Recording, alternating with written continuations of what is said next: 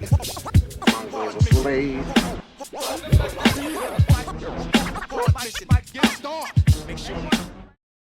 Well, it was the end of the road. SmackDown on Fox ends with a whimper. It was a really bad episode of SmackDown, if we're being honest. Like most of the episodes of SmackDown on Fox, by the way. Okay, let's get into this. We're going to try to breeze through this as quickly as possible. Cody Rhodes said he expected to be interrupted. Instead, he called out the Bloodline. Solo wanted a title shot, but Cody wanted to give the shot to Jacob Fatu. Jacob Fatu wearing a really bad grill. I mean, it was not good. If you're going to wear a grill, you got to get like a Paul Wall grill, all right? You got to be like shimmering with all the diamonds and everything in it. This made him just look like his mouth was rotten. I don't get it. I didn't like this. Change it up a little bit. Swerve had a pretty decent grill. Some guys have decent grills in wrestling. You know, maybe you don't need to go the whole gold fronts. Maybe you need to just get like, you know, like the Ludacris joint, like get like the fangs, like Ludacris got when he was used to have grills. He used to do like his fangs. That was cool. And I think that would fit Jacob Fatu a lot better than having like a whole row of fronts. I don't really like that. It make him look like he's in the Juvenile Hound video. Anyway, Jacob Fatu is a good soldier, so he wouldn't take the match, even though Cody wanted to give it to him. Solo then impressed upon Cody again that he is the top contender and he should be getting a championship match. And Cody then accepted it and said he'll fight him next week. At this point in time, the Bloodline were going to jump Cody. Then DIY and the Street Profits slid into the ring to have Cody's back. Later on, Nick Aldis would step up and say, Solo Sikoa versus Cody Rhodes, good match. But we all know the Bloodline's going to get involved. So instead of banning them from ringside, he made it a steel cage match next week on USA. So didn't ban them from ringside, just going to make it a steel cage match. A lot of people rejoiced because this means that Solo Sikoa will not be the opponent when it comes to Bad Blood, the pay-per-view, which so many people thought it would be. A lot of people thought, oh my God, it's going to be Solo and Cody in Atlanta. But no, it's not going to be Solo and Cody in Atlanta. Instead, they're going to be wrestling on whatever town, USA, on Fox. I mean, on USA. So, okay. Look, the main event was DIY and the Street Profits versus the Bloodline. Of course, the Bloodline won. Why would you put DIY in the main event of a SmackDown episode? Well, if you're Triple H, you have NXT brain, and you're still feeling like, this is when I was at my best. You know, like sometimes they say Vince is demented. You know, he tries to recreate guys that he, you know, had in the past. Like, you know, John Cena was the new Hulk Hogan, and Randy Orton was kind of his new Randy Savage. And, you know, that kind of gimmick. It seems like Triple H is just, he is dead set on these NXT talent. He's dead set on Ciampa and Gargano being main event guys. I like Ciampa, but Gargano, goddammit, it's not working. It's not going to work. It'll never work. I didn't want to watch this. Because I already knew it was going to happen. Did you think they were going to beat the Bloodline? I didn't. So where's the drama? Where's the intrigue? Why not say the winning team gets to pick the match type? And at least you'll have Cody at ringside with them. You know, saying, okay, Cody's going to be ringside with DIY and the Street Profits. And if the Bloodline wins, then Solo Sikoa will get to pitch the match type. If DIY and the Street Profits win, then Cody will get to pitch the match type. And at least that would be interesting in going into the main event, even though we know the Bloodline is still going to win. Now it's just, okay, the Bloodline won. All right, who cares? Did we think Jacob Fatu was doing the job here? No. You think Solo Sikoa, who we've just said is the number one contender, is going to do the job here? No. Just because you have to have matches on TV does not mean you have to have pointless matches on TV. It doesn't have to be pointless. Okay, this is pointless. DIY and the Street Profits want to be the tag team champions, apparently. Okay, why don't they wrestle each other to see who's going to be the number one contenders, and you can have that match next week? No, they're going to work together to fight the Bloodline. Get the fuck out of here. Get out of here. Next. Tiffany Stratton is hanging out with Pretty Deadly. We didn't get a lot of Pretty Deadly, though, as they were planning their premiere of the musical. They were also planning to be on the premiere of SmackDown next week. Nia Jax scares them away, and they flutter away like, butterflies. Then she confronts Tiffany Stratton about the whole Money in the Bank business. Of course, Tiffany Stratton says, oh, that's just Chelsea Green being gossipy and catty. And then she asks Nia Jax to be in her corner for the match she's about to have with Bayley. And Nia Jax says, I guess I'll be in your corner like you were in mine. And she was like, yay, I guess. And then we went into the match, which is Bayley versus Tiffany Stratton. Now, I don't dislike this. I actually watched quite a bit of this. The problem of it is Bayley won. And I was like, okay, look, I see what you're doing. I understand what you're doing. I get it. Bayley is a top level, female wrestler. You want to keep her strong so that she could potentially have a rematch against Nia Jax. But why sacrifice Tiffany Stratton like this? And she got beat with the Rose Plant, which is, I guess, Bayley's finisher now. I don't know. I don't think she even uses the Bayley to belly as a finisher anymore. I think the Rose Plant is her finisher now. So that's fine. Nia Jax did nothing. The in-match story is that Nia Jax actually distracted the referee while Tiffany Stratton had Bayley pinned. So they're teasing dissension. There's always teasing dissension, and they put people together just to tease dissension like a week later. They don't give you time to care about the pairing and all this kind of stuff. They just immediately start teasing dissension. Look, I'm usually not very happy that Tiffany Stratton is in a position to look like a loser, especially since she has so much upside and potential, but it's okay. She's young enough that she can bounce back from this, and it's not like she's been losing a lot lately. As long as we keep it to people who are, I guess you could say, main event level female wrestlers, then I guess it's okay. Waller, in theory, started mocking Kevin Owens for losing and saying that, oh, you said you didn't deserve that championship match, and now we see it. You were absolutely right. So then Kevin Owens challenged him to a triple threat match, which, of course, they take as a handicap match until the match actually occurs and they start pushing and shoving each other because, of course, they do. There's no reason for them to turn on each other. Who cares which one of you win? That was like my whole question here is like, okay, if Waller wins, so what? If Theory wins, so what? Triple threat match for what? It's not like there's a reason why you would want to win this match. Why you specifically have to be the one to get the pin. If it was a title shot on the line or something, then of course Theory would want to win, and that would put him at odds with Waller and vice versa. But that's not what happened. It was just, well, both of you guys going to get your chance to fight Kevin Owens. Oops, he beats both of you. Oh, congratulations. And then, Austin Theory catches a stunner. He goes off into the air like a Roman candle, comes down, gets pinned, and everybody looks bad. Because the running theme of this show, outside of the main event, is if you were in NXT, you get to beat everybody. So Kevin Owens was in NXT Black and Gold. He got to beat somebody. In this case, it was Austin Theory. All right, so Austin Theory had to be sacrificed on the altar of NXT Black and Gold. A stupid match that existed for no reason other than, well, Kevin Owens wants to fight these guys. So what? Who cares what Kevin Owens wants? Santos Escobar, he's been a damp towel on the parade of Los Garza as they are trying to celebrate their big victory. He tells them that success is who they are and they should not be surprised by winning. Then he kind of gets everybody together, says they're going to take over, and then they celebrate. Then I didn't get this. He asked them quite plainly, like, okay, you guys are celebrating, but you're not champions. Was there a title on the line? It was like, no. And I was like, okay, I get that. Why are they so happy to win one match? But then at the end, they're celebrating anyway. I didn't understand that.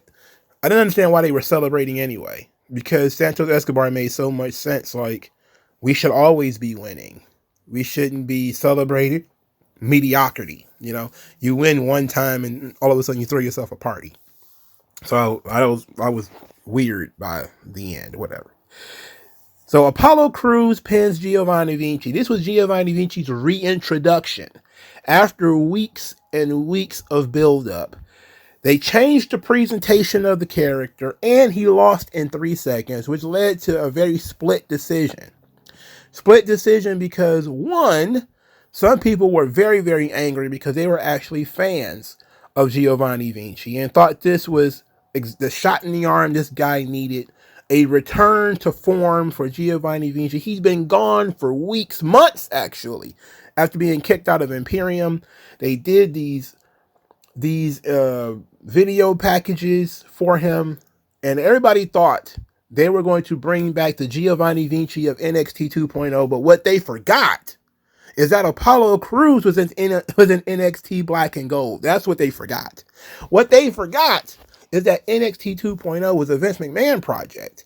Therefore, that Giovanni Vinci that you liked was a Vince McMahon project. So, of course, he lost in 3 seconds to Apollo Crews, who didn't even get an entrance and who hasn't won a singles match in how many months? Okay. And everybody's like, oh, calm down. It's just the beginning of the story. Okay, I'm sure they're going to have 8 matches, like, Carmelo Hayes and Andrade, because everybody does. Who cares about this? What was the point in investing all the time and money into this guy just for him to lose in 3 seconds because he got caught up in a jacket? Why did you change his theme song? Why didn't you do the entrance the way that it was done in NXT? What happened to Last Known Good? That's when that was the point of him being the what they call it, a high performance human, that, what Wade Barrett called him. We spent all this time building him up, especially during commentary, only for him to lose in 3 seconds. It's absolutely embarrassing. And now you see why Gunther kicked him out. You're like, oh, okay. You would think that, okay, he's out here now to reestablish himself, and you're like, oh, he lost in 3 seconds. I see why Gunther kicked you out. I see why Kaiser hates you. I see why they kicked your ass. You're a loser. And even if you change your clothes, you're still a loser underneath. I don't dislike Apollo Crews. I'm just saying, you didn't do anything with this guy. It's not like Giovanni Vinci wrestled somebody that's being pushed and lost. And then, which everybody is like, oh, the Brock Lesnar, Kofi Kingston. Like, Brock is being pushed.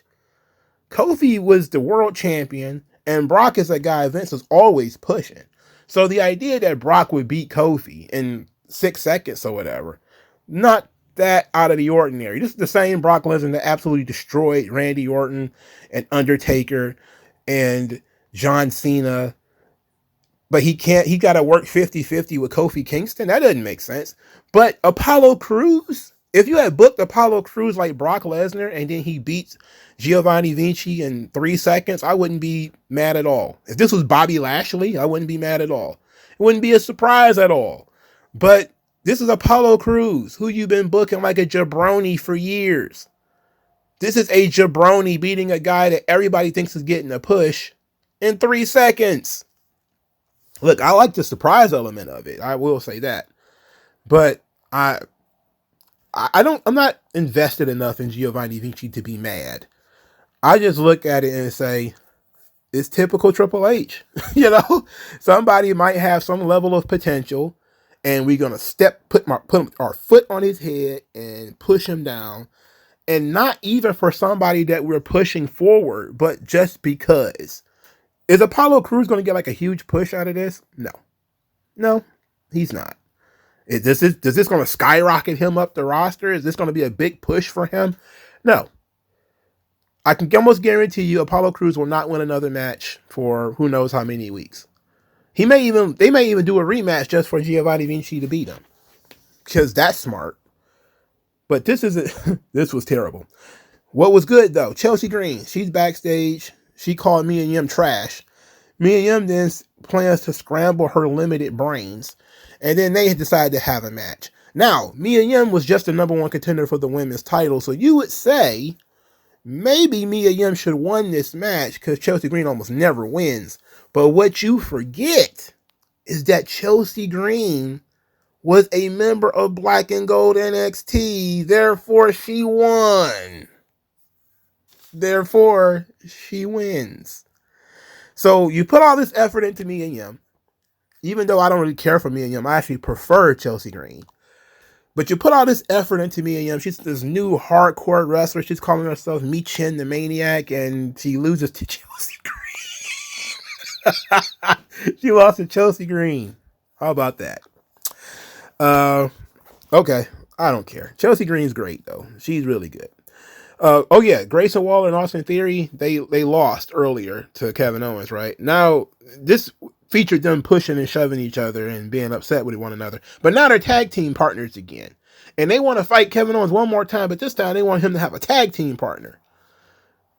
Just ring all of this out. This is all just sad. Get rid of this garbage. This is trash, okay? This is not good. LA Knight, he's in the ring. He's talking about how everybody wants his title. Then Carmelo Hayes comes out there. Carmelo Hayes mocked him for only having 2 title defenses. And then he says he's been stealing the show every week in his matches with Andrade. And LA Knight is just like me and everybody else. And like, who cares about you stealing the show? Like, you're in mid-card matches going 50-50 with Andrade. Who gives a shit, really? Nobody cares about this. And then Andrade comes out there. He speaks a bulk of his promo in Spanish and leading to, again, me and LA Knight being simpatico, thinking like, okay, you need to watch your tone. You out of line right now. I don't know what you're saying, but you're out of line. I don't like the tone or in the inflection of what you're saying.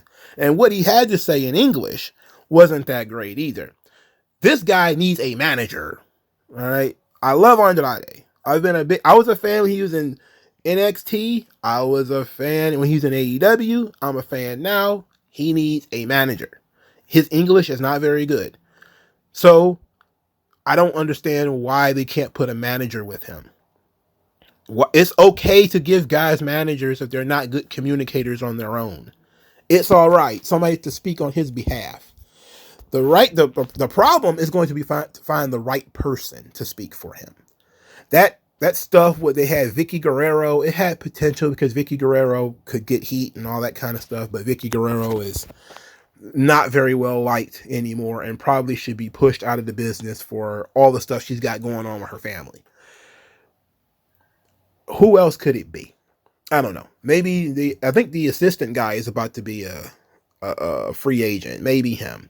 Maybe find some other Latino wrestler or something, or somebody. Give him a white woman. You know, he's got a white wife, for God's sake. Give him somebody to speak on his behalf so that he doesn't have to. It would actually create an aura around him if he didn't have to talk for himself, if somebody else spoke for him.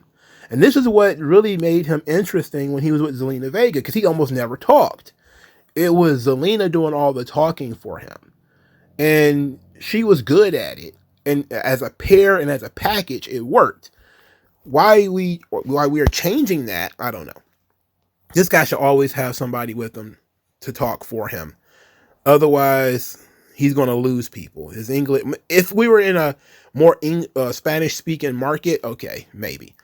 But I would pretend like the guy doesn't even have a tongue. That's how, because he looks great. But as soon as he opens his mouth, you're like, huh? Even in English or Spanish, I don't understand you. I don't understand nothing you're talking about. You know, it seems like he should probably be a Legado del Fantasma. Because that way, at least Santos Escobar could talk for him. You know, or at least, well, Elektra Lopez can't really talk. She looks great, but she's not really a good talker. Somebody has to stand up and talk for this guy. You know, somebody's got to put him over, for God's sake. Anyway, Andrade and Melo, they got to bickering about 2 and 2. You're 2 against me, I 2 against you. I beat you twice. I beat you twice. Anyway, LA Knight doesn't care about this, not interested in this, told these two half-wits to wrestle each other and he'll wrestle the winner. And then there's a big brawl between the 3 of them, which of course leads to triple threat match next week. Nope. Andrade versus Carmelo Hayes 5. The 5th match in the series. Next week on SmackDown. Yay. Another singles match between these two guys. How many top rope Spanish flies do you think they're going to do? I guarantee you at least one. Triple H is so boring. He sucks so bad. He sucks so bad. I thought Vince was bad with the rematches. Triple H just makes the rematches. He spaces them out, but they still or nothing but fucking rematches. Anyway, they did a big video package. Michael Cole and Corey Graves put over Fox, talked about how great Fox was as they showed a video package of all the moments of WWE on Fox. And this should have been, to me, this should have closed the show, especially if we're not going to close the show with a hot angle. They should have closed the show with this video package of WWE's time on Fox. Instead, it was like right before the main event. Or actually right before the United States title argument.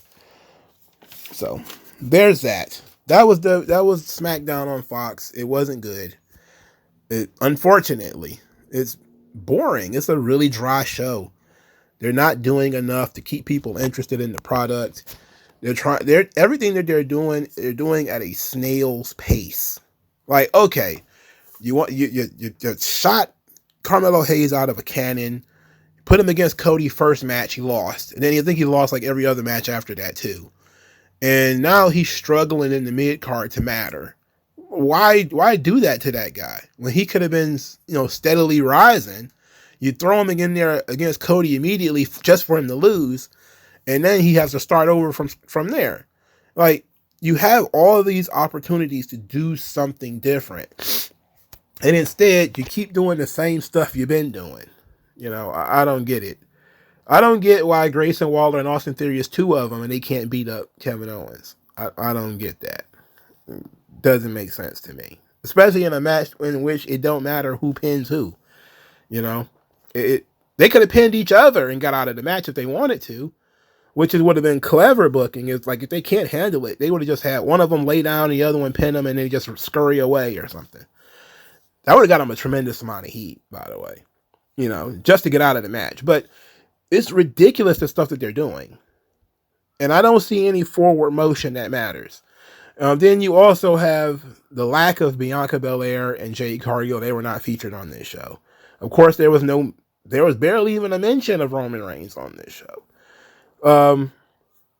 There's no teasing and no expectation that something matters from this show. The only thing they say is, oh, we got a bunch of matches for you next week on USA. Okay, great. But why not say Roman Reigns is going to be on USA next week? Well, because you can't say unless he's going to be there. So I guess he's not going to be there.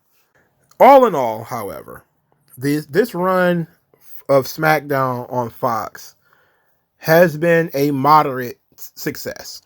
A lot of people are looking at it like it's a failure, like they were canceled. Well, you're not canceled if the contract was complete and then you moved on to another contract. That's not a cancellation. A cancellation is an ending of the contract. But not since 1991 has WWE had such exposure on network television. Saturday Night's Main Event ran from May 11th, 1985 to 1991. Part of the reason why the show died out was people hated the Gulf War angle with, Hogan and Saddam Hussein, Sergeant Slaughter. You know that is. People hated it. It had already been on the air for 6 years at that point. And Saturday Night's Main Event had kind of run its course.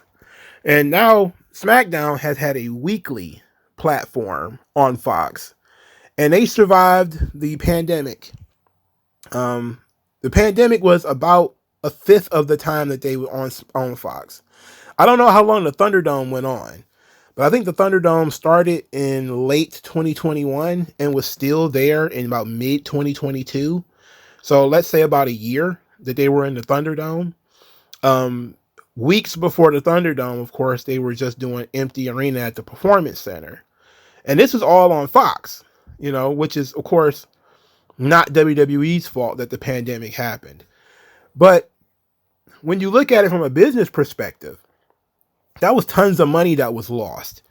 There was an article by John Pollock who wrote about the end of SmackDown, and he talked quite a bit about WWE, a lot of the negativity, the Vince McMahon stuff, and which is, of course, they're obsessed with. But he also talked about the pandemic, and he did not mention that the Thunderdome idea actually was stolen from the NBA bubble, which was, they were the first ones to really pitch the idea. So WWE eventually got around to doing a bubble, which most people asked them to do because the fans wanted to be more involved. The NBA, when they were losing billions of dollars, eventually they forced those players to get back on the court. They were shut down for a short amount of time. I think a couple of months. I think they was shut down for like 6 to 8 months.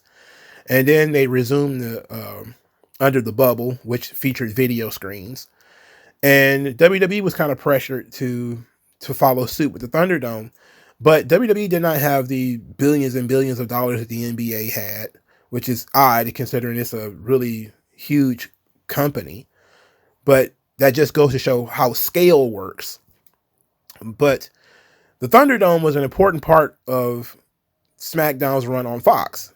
And the Thunderdome actually, and everything before it, gave birth to the Bloodline story, which actually allowed them to slow down and tell more dramatic stories that didn't focus so much on the in-ring part of it, because that was the part that was suffering when you had no crowd.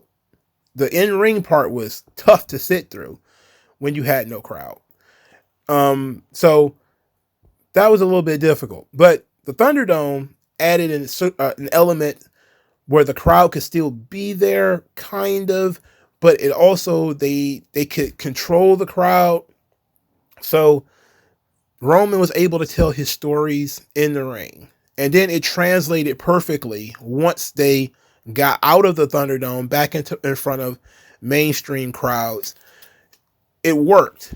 And that's the reason why everybody starts talking about WWE is hot and they're doing great business. Part of that is due to the success of the Thunderdome on Fox. WWE actually pushing through the pandemic, trying different things from, how they test for COVID, to taking precautions with Roman and some other talent, to figuring out how to better tell stories in that trying time. They say that, innovation, that desperation is the mother of innovation. And in that situation, that's what it was. They were at a desperate time. And if you remember certain parts of SmackDown's run on Fox, it was absolutely abysmal because like Braun Strowman was the champion. And they were still trying to do like real dramatic storytelling with him. And remember that old angle with him and Alexa Bliss? And they were trying to tell the story about how they were friends. And then he was going to a dark place. And they gave birth to they reinvigorated the Fiend and all this kind of stuff they were doing. They were changing their storytelling on the fly, trying to figure out how best to tell stories in that environment of the pandemic. And that, what they were doing there, continues to today. It's just being done in front of crowds now. Now there's more dramatic storytelling, what they call cinema. We're not in the Thunderdome anymore. Crowd, you can go to the show now. I don't even think you need to be vaccinated to go to these shows now. But when you think about SmackDown on Fox, one of the things I think about isn't just the bad times, Vince McMahon and the investigations into him, or how terrible some of the stuff was before the end of 2020. The absolutely brutal Roman Reigns and Baron Corbin story. That thing was brutal, by the way. Why was Vince even booked that? Anyway, that stuff was very bad. But once you start really getting into it, like mid 2020, they actually started picking up. Things started to change a little bit. When Roman returned and he started doing the story with Jay, the business hooked. People were now starting to pay attention more to what they were doing on the mic, and it actually helped grow Roman Reigns into what he is today, into a guy who could hold the title for 4 years, because they changed their method of storytelling. WWE has always been mic-centered in terms of story, but now it's more multiple segments of interlocking stories, And it's not action of Stone Cold Steve Austin driving a tractor through the show at 8:30, and then him driving a tractor through the show at 9:45, him stunnering a bunch of people at 10 o'clock, him hitting people with a bunch of chairs at 10:15. It was slow and steady stories, subtlety, looks and glances. They started actually utilizing more of the acting. This is where, everybody started saying it was cinema. Part of the reason why WWE is in front of full houses, even though the show's ratings didn't do so well, it maintained itself due to the method of storytelling that they changed. So ultimately, I think the Fox run was a success. I definitely think it was hampered quite a bit by the pandemic. But for the most part, the exposure that they got, the launch pad that they're going to give to USA is going to be tremendous, because the last couple of months of SmackDown has been very lame duck. They haven't done much since WrestleMania, if we're being honest. It's been lame duck programming. There has been very little Roman, no Rock. Cody's not in the middle of anything hot or anything important right now. So they've been saving up stuff. They've been dragging out matches. So that tells you that they're probably going to do some big things on USA. They kind of have to, in order to get people to convert over. They're going to try to get as many people as possible to convert from Fox to USA. Most WWE fans tend to follow the show anyway, but they want to get some of those people that they managed to pick up on network television to come on over to cable. But I don't think cable is cost prohibitive, of course. Nobody's going to, get cable just to watch SmackDown. Most people are just going to sail the high seas and watch it on, bootleg or whatever. But part of the reason why WWE is so successful right now is due to their run on Fox. That network exposure. And just like in the 1980s, where the Mega Powers and Andre the Giant run with Hulk Hogan got people very interested in the WWF product and shot Saturday Night's Main Event and Superstars and everything else up into the stratosphere and became cultural icons. The same thing has done with network television and the Bloodline. It's taken Roman Reigns and made him essentially a cultural icon. And people are now paying more attention to the WWE product. And just like Hogan, when Saturday Night's Main Event run ended, they started kind of taking the foot off the gas when it comes to Hogan a little bit. It seems like they're doing the same thing here with Roman Reigns, where now this run on Fox is over. It's time to pull back a little bit, give Cody his run. And it seems like network television incentivizes them to do more, to be more creative, to take more chances. But they needed, I think, more support from Fox. And I think Fox was excited initially about WWE, but then over time realized that the return on investment was not going to be strong. And that's mostly due to how difficult it is to monetize the audience for professional wrestling. It's always been a thing. I mean, it's been a thing forever. We've been talking about that on this channel for a very long time. It's been an issue for a very long time. It's not likely to change. But if you have a partner that is willing, I'm pretty sure WWE could have stayed on Fox if they had took a pay cut. They could have stayed on Fox. But the money that WWE wanted, they were not going to be able to get that on Fox with the return on investment. But they still ended up with a boom period out of their run on Fox. And they came into Fox cold. So realize when they came into Fox in 2019, the creative was terrible. Nobody really cared about what was going on. And then they went in there. They performed a little bit of surgery on SmackDown. They gave it some TLC. They massaged some things here and took some things out and flipped and twisted. And now SmackDown is strong. Even if the show is weak and I don't like it, the crowds love it. The stories are still there. they have a stronger product now than when they started. So I would think that the SmackDown run on Fox ended up being a success. Like, share, subscribe. I'll talk to you guys later.